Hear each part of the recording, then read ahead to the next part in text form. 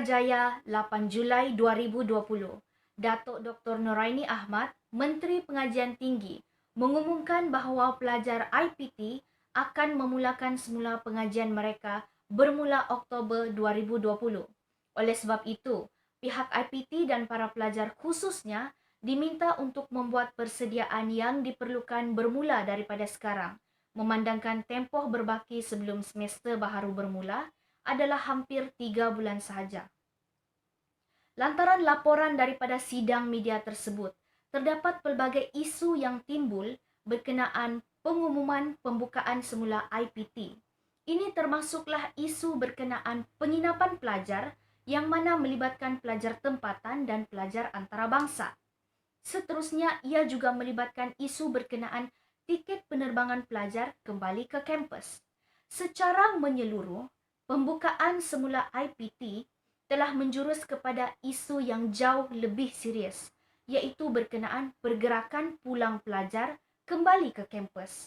Hal ini dikatakan demikian kerana pembukaan semula IPT akan melibatkan banyak pergerakan dari lokaliti yang berbeza dengan melibatkan jumlah pelajar yang tinggi, iaitu hampir 1.5 juta pelajar. Daripada jumlah tersebut, 150,000 daripadanya adalah pelajar antarabangsa. Situasi ini akan menyebabkan berlakunya pergerakan rentas negeri, pergerakan rentas lautan bagi pelajar Semenanjung, Sabah dan Sarawak serta pergerakan rentas sempadan negara bagi pelajar antarabangsa.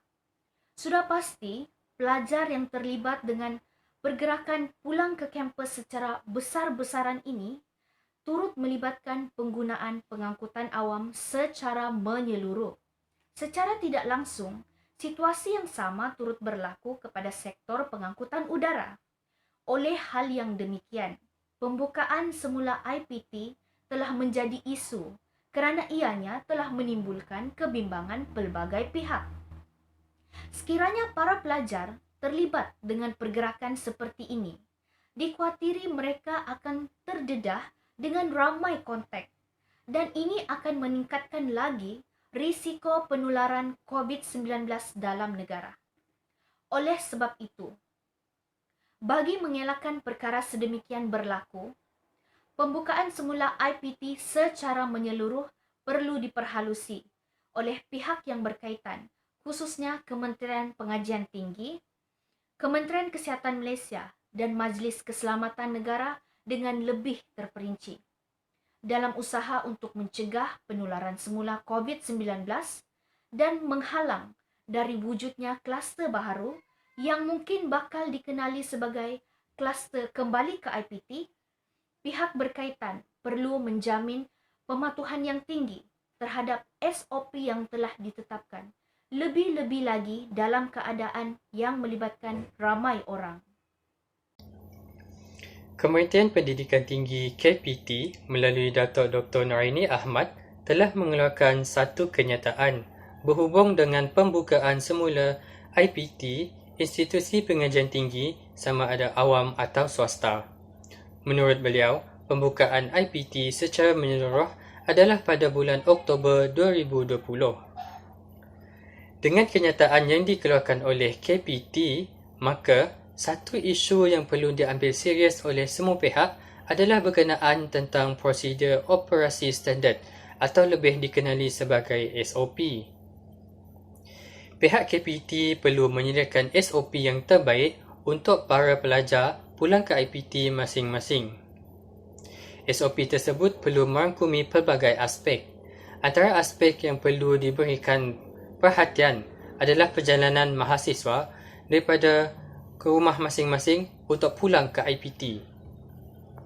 Selain itu, pihak pengurusan universiti perlu juga menyediakan garis panduan kepada para pelajar serta staf yang ada di universiti semasa berada di kawasan universiti, termasuklah dengan kehadiran ke kelas, tempat tumpuan orang ramai seperti kafeteria, masjid, tandas-tandas dan sebagainya. Bagi saya, pihak universiti perlu sentiasa membuat peringatan mesra kepada semua mahasiswa serta staf yang ada untuk sentiasa mengikuti SOP semasa berada di universiti demi mengelakkan COVID-19 daripada terus merebak. Peringatan ini boleh dihantar melalui pesanan ringkas SMS atau melalui email siswa kerana setiap mahasiswa mempunyai email siswa, jadi mudah untuk mahasiswa mendapatkan mesej tersebut. Dalam menangani wabak COVID-19 ini, SOP yang disediakan perlu dipatuhi. Oleh itu, tanggungjawab ini bukan sahaja terletak kepada pihak pengurusan universiti, tetapi semua mahasiswa turut memainkan peranan penting dalam menangani wabak COVID-19 ini. Pihak universiti boleh mengambil tindakan kepada mana-mana pelajar yang mengingkari SOP yang telah disediakan. Tindakan ini menunjukkan pihak universiti serius dalam menguruskan kebajikan para pelajar dalam masa yang sama dapat mencegah COVID-19 daripada terus merebak seiring dengan misi kerajaan pada masa sekarang, iaitu untuk menghapuskan COVID-19.